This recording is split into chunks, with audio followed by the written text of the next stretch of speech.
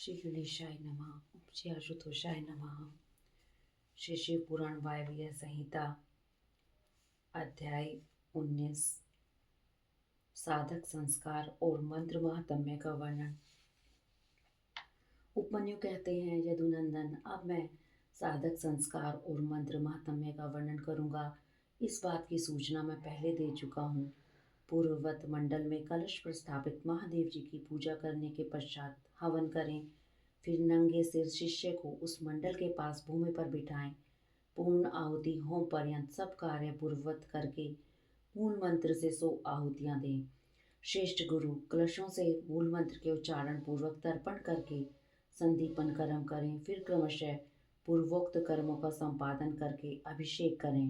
तत्पश्चात गुरु शिष्य को उत्तम मंत्र दे। वहाँ विद्या उपदेशांत सब कार्य विस्तार पूर्वक संपादित करके पुष्प युक्त जल से शिष्य के हाथ पर शैवी विद्या को समर्पित करे और इस प्रकार कहे, सौम्य, यह महामंत्र परमेश्वर शिव की कृपा प्रसाद से तुम्हारे लिए इहलौकिक तथा पारलौकिक संपूर्ण सिद्धियों के फल को देने वाला हो। ऐसा कह महादेव की पूजा करके उनकी आज्ञा ले गुरु साधक को साधन और शिव योग का उपदेश दे। गुरु के उस उपदेश को सुनकर मंत्र साधक शिष्य उनके सामने ही विनियोग करके मंत्र साधन आरंभ करे।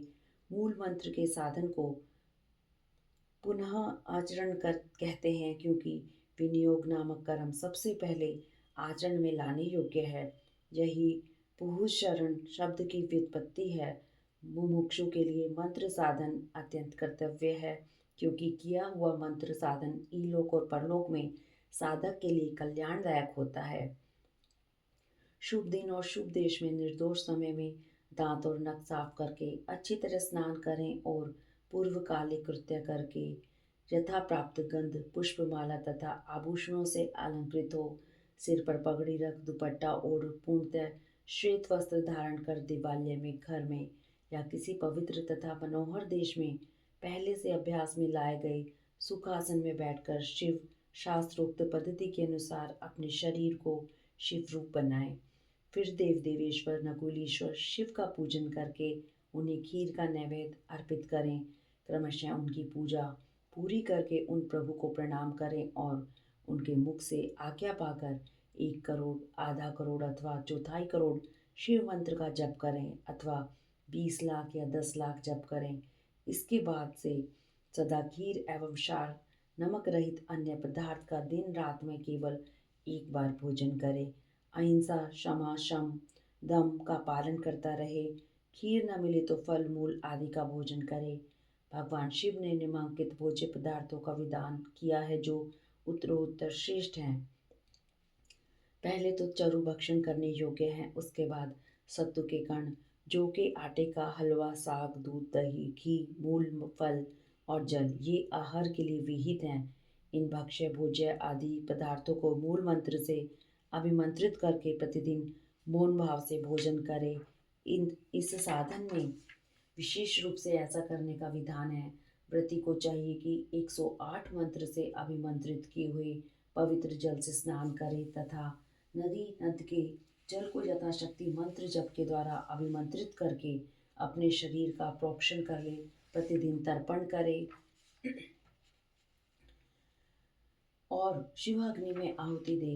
हवनीय पदार्थ 7, 5 या 3 द्रव्यों के मिश्रण से तैयार करे अथवा केवल घृत से ही आहुति दे। जो शिव भक्त साधक इस प्रकार भक्ति भाव से शिव की आराधना करता है, उसके लिए इलोक और परलोक में कुछ भी दुर्लभ नहीं है। अथवा प्रतिदिन भोजन के बिना ही एकाग्रचित हो 1 सहस्त्र मंत्र का जप किया करे। मंत्र साधना के बिना भी ऐसा करता है जो उसके लिए ना तो कुछ दुर्लभ है और न ही उसका अमंगल ही होता है। वह इस लोक में विद्या लक्ष्मी या सुख पाकर अंत में मोक्ष प्राप्त कर लेता है। साधन विनियोग तथा नित्य नैमित्तिक कर्म में क्रमशः जल से, मंत्र से और भस्म से विस्नान करके पवित्र शिखा बांधकर यज्ञोपवीत धारण कर कुश की पवित्री हाथ में ले, ललाट में त्रिपुंड लगाकर रुद्राक्षी माला लिए पंचाक्षर मंत्र का जप करना चाहिए। इति श्री अध्याय 19 अध्याय 20 योग शिष्य के आचार्य पद पर अभिषेक का वर्णन तथा संस्कार के विविध प्रकारों का निर्देश। उपमन्यु कहते हैं, यदुनंदन, जिसका इस प्रकार संस्कार किया गया हो और जिसने पाशुपत व्रत का अनुष्ठान पूरा कर लिया हो, वह शिष्य यदि योग्य हो तो गुरु उसका आचार्य पद पर अभिषेक करे, योग्यता न होने पर ना करे। इस अभिषेक के लिए पूर्ववत मंडल बनाकर परमेश्वर शिव की पूजा करे, फिर पूर्ववत 5 कलशों का स्थापना करे। इनमें 4 तो चारों दिशाओं में हो और 5वां मध्य में हो। पूर्व वाले कलश पर निवृत्ति कला का, पश्चिम वाले कलश पर प्रतिष्ठा कला का, दक्षिण कलश पर विद्या कला का, उत्तर कलश पर शांति कला का और मध्यवर्ती कलश पर शांति अतीत कला का न्यास करके उनमें रक्षा आदि का विधान करके धेनु मुद्रा बांधकर कलशों को अभिमंत्रित करके पूर्ववत पूर्ण आहुति पर्यंत होम करे। फिर नंगे सिर शिष्य को मंडल में ले जाकर गुरु मंत्रों का तर्पण आदि करे और पूर्ण आहुति पर्यंत हवन एवं पूजन करके पूर्ववत देवेश्वर की आज्ञा ले शिष्य को अभिषेक के लिए ऊंचे आसन पर बिठाए। पहले सकलीकरण की क्रिया करके पंचकला रूपी शिष्य के शरीर में मंत्र का न्यास करे, फिर उस शिष्य को बांधकर शिव को सौंप दे। तदंतर निवृत्ति कला आदि से युक्त कलशों को क्रमशः उठाकर शिष्य का शिव मंत्र से अभिषेक करे। अंत में मध्यवर्ती कलश के जल से अभिषेक करना चाहिए। उसके बाद शिव भाव को प्राप्त हुए आचार्य शिष्य के मस्तक पर शिव हस्त रखे और उसे शिव आचार्य की संज्ञा दे। तदंतर उसको वस्त्र आभूषणों से अलंकृत करके शिव मंडल में महादेव जी की आराधना करके 108 आहुति एवं पूर्ण आहुति दे। फिर देवेश्वर की पूजा एवं भूतल पर साष्टांग प्रणाम करके गुरु मस्तक पर हाथ जोड़ भगवान शिव से यह निवेदन करे, भगवन् तव प्रसादेन देशिको अयं मया कृतः अनुग्रह तव्यदेव देवाज्ञास्मै प्रदीयताम्। भगवान, आपकी कृपा से मैंने इस योग्य शिष्य को आचार्य बना दिया है। देव, अब आप अनुग्रह करके इसे दिव्य आज्ञा प्रदान करें। इस प्रकार कहकर गुरु शिष्य के साथ पुनः शिव को प्रणाम करे और दिव्य शिव शास्त्र का शिव की ही भांति पूजन करे। इसके बाद शिव की आज्ञा लेकर आचार्य अपने उस शिष्य को अपने दोनों हाथों से शिव संबंधी ज्ञान की पुस्तक दे।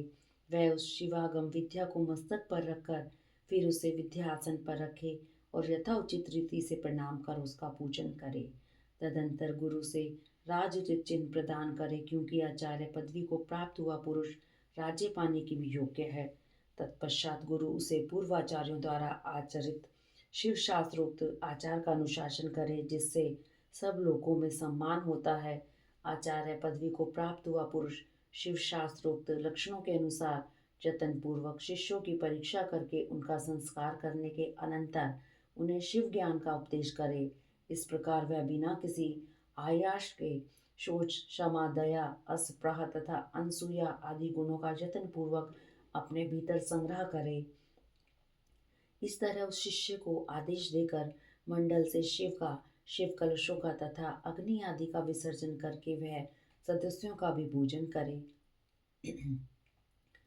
अथवा अपने गणों सहित गुरु एक साथ ही सब संस्कार करे। जहाँ 2 या 3 संस्कारों का प्रयोग करना हो, वहाँ के लिए विधि का उपदेश किया जाता है। वहाँ आदि में ही अद्वशुद्धि प्रकरण में कहे अनुसार कलशों की स्थापना करें। अभिषेक के सिवा समय आचार दीक्षा के सब कर्म करके शिव का पूजन और अश्वत्थ शोधन करें।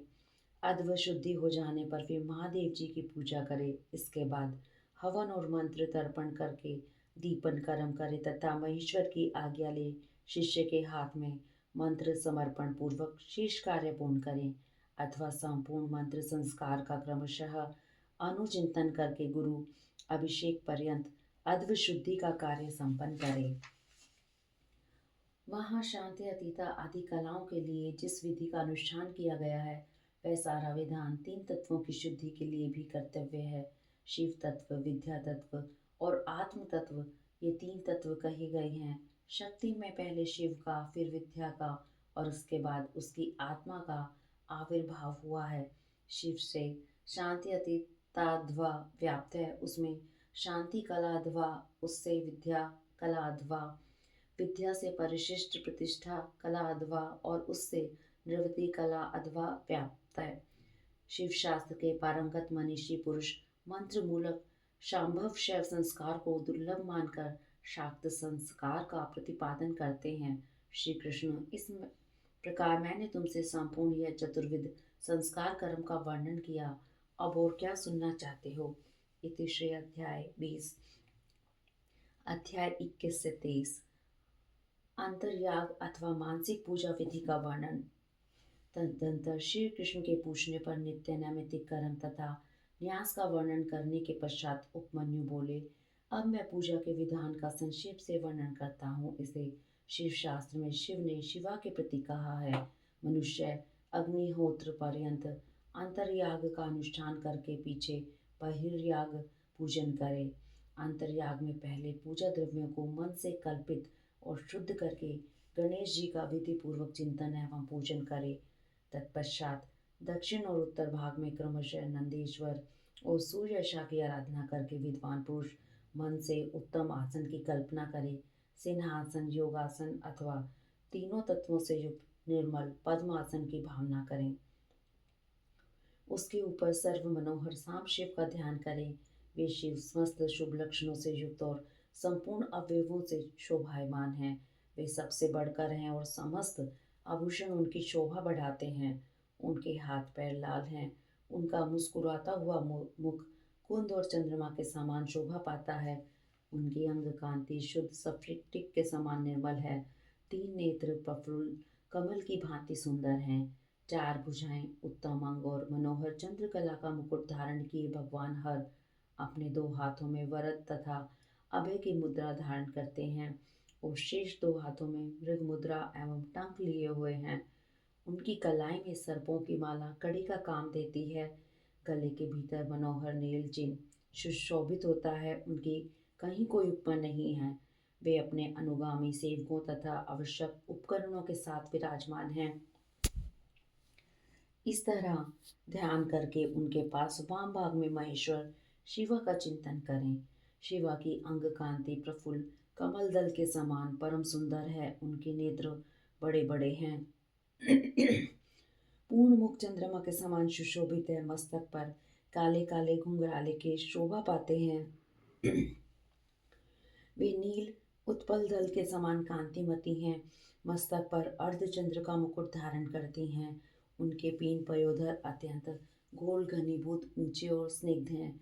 शरीर का मध्य भाग कृश है। नितंब भाग स्थूल है। वे महीन पीले वस्त्र धारण किए हुए हैं। संपूर्ण आभूषण उनकी शोभा बढ़ाते हैं। ललाट पर लगे हुए सुंदर तिलक से उनका सौंदर्य और खिल उठा है।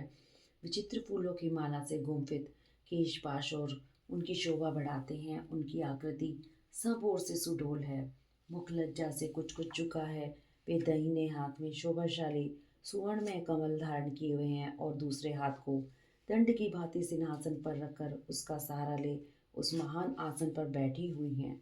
शिवा देवी समस्त पाशों का छेदन करने वाली साक्षात सच्चिदानंद स्वरूपिणी हैं। इस प्रकार महादेव और महादेवी का ध्यान करके शुभ एवं श्रेष्ठ आसन पर संपूर्ण उपचारों से युक्त भाव में पुष्पों द्वारा उनका पूजन करें। अथवा उपयुक्त वर्णन के अनुसार प्रभु शिव की एक मूर्ति बनवा लें। उसका नाम शिव या सदाशिव हो। दूसरी मूर्ति शिवा की होनी चाहिए। उसका नाम महेश्वरी, षड्विंश का अथवा श्रीकर्ण हो। फिर अपने ही शरीर की भांति मूर्ति में मंत्र न्यास आदि करके उस मूर्ति में सत असत से परे मूर्तिमान परम शिव का ध्यान करें। इसके बाद बाह्य पूजन के ही क्रम से मन से पूजा संपादित करें। तत्पश्चात समीधा और घी आदि से नाभि में होम की भावना करें। तदंतर भूमध्य में शुद्ध दीपशिखा के समान आकार वाले ज्योतिर्मय शिव का ध्यान करें। इस प्रकार अपने अंग में अथवा स्वतंत्र विग्रह में शुभ ध्यान योग के द्वारा अग्नि में होम पर्यंत सारा पूजन करना चाहिए। यह विधि सर्वत्र ही समान है। इस तरह ध्यान में आराधना का सारा क्रम समाप्त करके महादेव जी का शिवलिंग में वेदी पर अथवा अग्नि में पूजन करें। इति श्री अध्याय 21 से 23। अध्याय 24।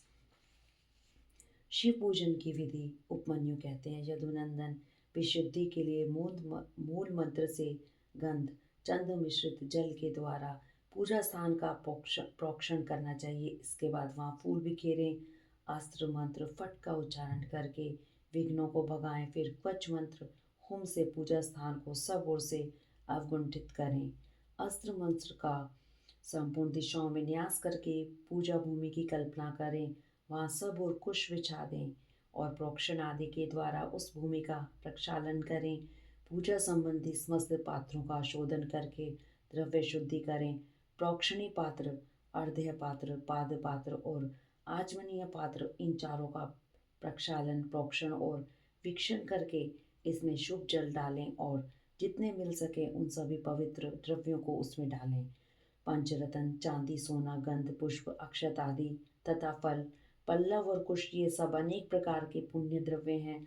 स्नान और पीने के जल में विशेष रूप से सुगंध आदि एवं शीतल मनोज्ञ पुष्प आदि छोड़ें। पाद पात्र में खश और चंदन छोड़ना चाहिए। आचमनीय पात्र में विशेषतः जायफल, कंकोल, कपूर, सहीजन और तमाल का चूर्ण करके डालना चाहिए। इलायची सभी पात्रों में डालने की वस्तु है। कपूर, चंदन, कुशाग्र भाग, अक्षत, जौ, धान, तिल, घी, सरसों फूल और भस्म, इन सबको आर्ध्य पात्र में छोड़ना चाहिए।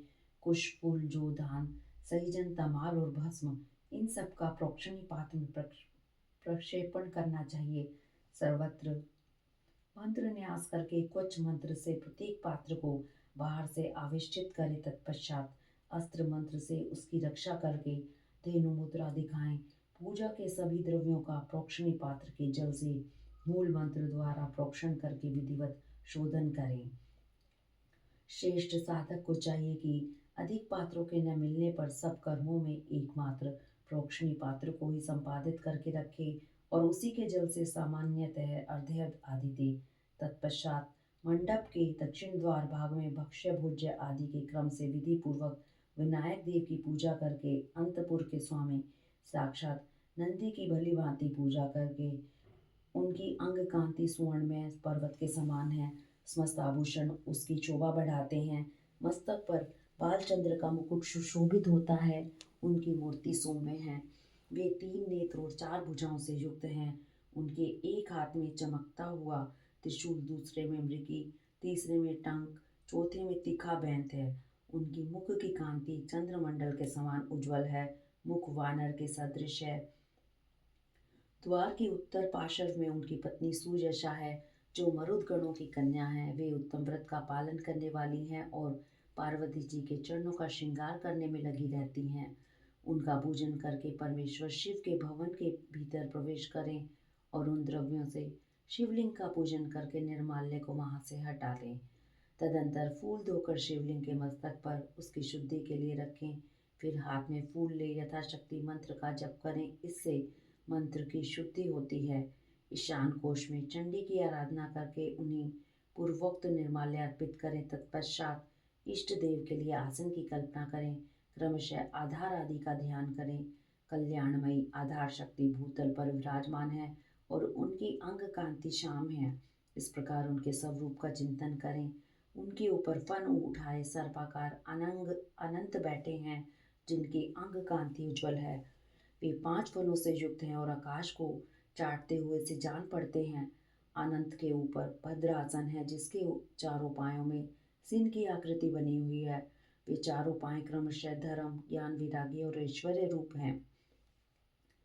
धर्म नाम वाला पाया आग्नेय कोण में है और उसका रंग सफेद है। ज्ञान नामक पाया नृतज्ञ कोण में है और उसका रंग लाल है। वैराग्य वायव्य कोण में है और उसका रंग पीला है तथा ऐश्वर्य ईशान कोश में है, उसका वर्ण श्याम है। अधर्म आदि उस आसन के पूर्व आदि भागों में क्रमशः स्थित हैं, अर्थात अधर्म पूर्व में, अज्ञान दक्षिण में, अवैराग्य पश्चिम में और अनैश्वर्य उत्तर में है। इनके अंग राजा वर्तमणि के समान है, ऐसी भावना करनी चाहिए। इस भद्रासन को ऊपर से आच्छादित करने वाला श्वेत निर्मल पद्ममय आसन है। अणिमा आदि 8 ऐश्वर्य गुण ही उस कमल के 8 दल हैं। वामदेव आदि रुद्र अपनी वामा आदि शक्तियों के साथ उस कमल के केसर हैं। वे मनोमणि आदि अंतःशक्तियां ही बीज हैं। अपर वैराग्य कर्णिका है। शिव स्वरूप ज्ञान नाल है। शिव धर्म कंद है। कर्णिका के ऊपर 3 मंडल, चंद्रमंडल, सूर्यमंडल और वहिर्न मंडल हैं। उन मंडलों के ऊपर आत्म तत्व, विद्या तत्व तथा शिव तत्व रूप त्रिविध आसन हैं। इन सब आसनों के ऊपर विचित्र बिछौनों से आच्छादित एक सुखद दिव्य आसन की कल्पना करें जो शुद्ध विद्या से अत्यंत प्रकाशमान हो। आसन के अनंतर आह्वान, स्थापन, संनिरोधन, निरीक्षण एवं नमस्कार करके करें। इन सब की पृथ्वी पृथक पृथक मुद्राएं बांध कर दिखाएं। तदंतर पाद, आचमन, अर्घ्य, गंध, पुष्प, धूप, दीप और तांबूल देकर शिवा और शिव को शयन कराएं अथवा उपयुक्त रूप से आसन और मूर्ति की कल्पना करके मूल मंत्र एवं अन्य ईशान आदि ब्राह्मणों द्वारा सकलीकरण की क्रिया करके देवी पार्वती सहित परम कारण शिव का आह्वान करें। भगवान शिव की अंग कांति शुद्ध स्फटिक के समान उज्जवल है। वे निश्चल, अविनाशी, समस्त लोकों के परम कारण, सर्वलोक स्वरूप, सबके बाहर भीतर विद्यमान, सर्वव्यापी, अणु से अणु और महान से भी महान है। भक्तों को अनायास ही दर्शन देते हैं, सबके ईश्वर एवं अव्यय हैं। ब्रह्मा, इंद्र, विष्णु तथा रुद्र आदि देवताओं के लिए भी अगोचर हैं। संपूर्ण वेदों के सार तत्व हैं। विधानों के भी दृष्टिपथ में नहीं आते हैं। आदि, मध्य और अंत से रहित हैं। भवरोग से ग्रस्त प्राणियों के लिए औषध रूप हैं। शिव तत्व के रूप में विख्यात हैं और सबका कल्याण करने के लिए जगत में सुस्थिर शिवलिंग के रूप में विद्यमान है। ऐसी भावना करके भक्ति भाव से गंध, धूप, दीप, पुष्प और नैवेद्य इन 5 उपचारों द्वारा उत्तम शिवलिंग का पूजन करें। परमात्मा महेश्वर शिव की लिंगमयी मूर्ति के स्नान काल में जय जयकार आदि शब्द और मंगल पाठ करें। पंचगव्य, घी, दूध, दही, मधु और शर्करा के साथ फल मूल के सार तत्व से, तिल, सरसों, सत्तू के उपटन से, जौ आदि के उत्तम बीजों से, उड़द आदि के चूर्णों से तथा आटा आदि से आलेपन करके गर्म जल से शिवलिंग को नहलाएं। लेप और गंध के निवारण के लिए विल्लव पत्र आदि से रगड़ें। फिर जल से नहलाकर चक्रवर्ती सम्राट के लिए उपयोगी उपचारों से अर्थात सुगंधित तेल, फुलेल आदि के द्वारा सेवा करें। सुगंध युक्त आंवला और हल्दी भी क्रमशः अर्पित करें।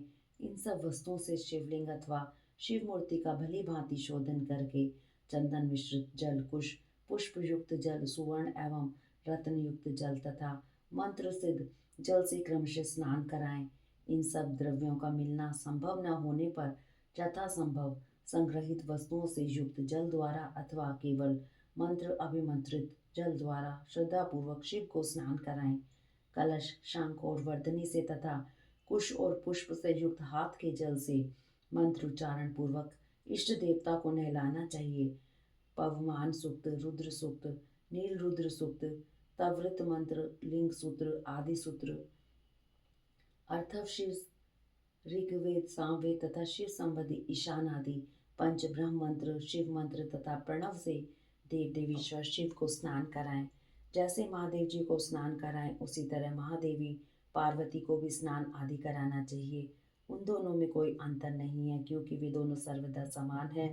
पहले महादेव जी के उद्देश्य से स्नान आदि क्रिया करके फिर देवी के लिए उन्हीं देव अधिदेव के आदेश से सब कुछ करें। अर्धनारीश्वर की पूजा करनी हो तो उसमें पूर्वापर का विचार नहीं है, अतः उसमें महादेव और महादेवी की साथ साथ पूजा होती रहती है। शिवलिंग में या अन्यत्र मूर्ति आदि में अर्धनारीश्वर की भावना से सभी उपचारों का शिव और शिवा के लिए एक साथ ही उपयोग होता है। पवित्र सुगंधित जल से शिवलिंग का अभिषेक करके उसे वस्त्र से पोंछें। फिर नूतन वस्त्र एवं यज्ञोपवीत चढ़ावें।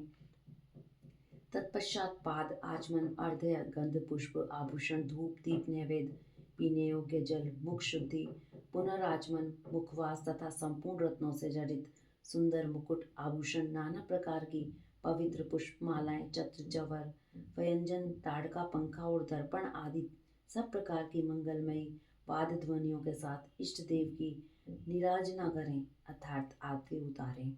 उस समय गीत और नृत्य आदि के साथ जय जयकार भी होनी चाहिए। सोना, चांदी, तांबा अथवा मिट्टी के सुंदर पात्र में कमल आदि के शोभायमान फूल रखें। कमल के बीज या दही, अक्षत आदि भी डाल दें। त्रिशूल, शंख, 2 कमल, नदावर्त नामक शंख विशेष, सूखी गोबर की आग, शिव स्वस्तिक, दर्पण, व्रज तथा अग्नि आदि से चिन्हित पाठ में 8 दीपक रखें।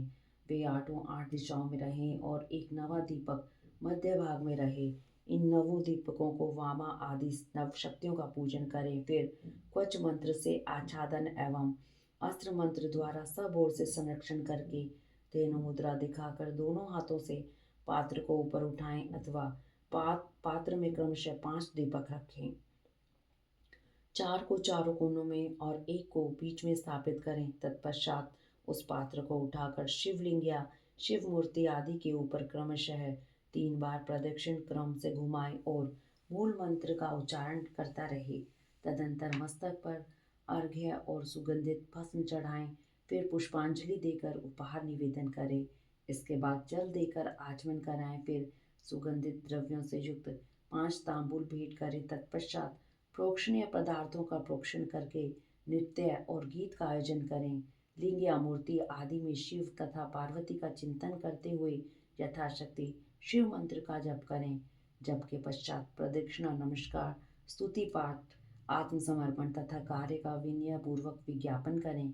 फिर अर्घ्य और पुष्पांजलि दे विधिवत मुद्रा धारण कर इष्ट देव से त्रुटियों के लिए क्षमा प्रार्थना करें। तत्पश्चात मूर्ति सहित देवता का विसर्जन करके अपने हृदय में उसका चिंतन करें। पाद से लेकर मुखवास पर्यंत पूजन करना चाहिए अथवा अर्घ्य आदि से पूजन आरंभ करना चाहिए, या अधिक संकट की स्थिति में प्रेम पूर्वक केवल फूल मात्र चढ़ा देना चाहिए। प्रेम पूर्वक फूल मात्र चढ़ा देने से ही परम धर्म का संपादन हो जाता है। जब तक प्राण रहे शिव का पूजन किए बिना भोजन न करें। इति श्री अध्याय 24। हरि ओम तत्सत। हरि ओम तत्सत।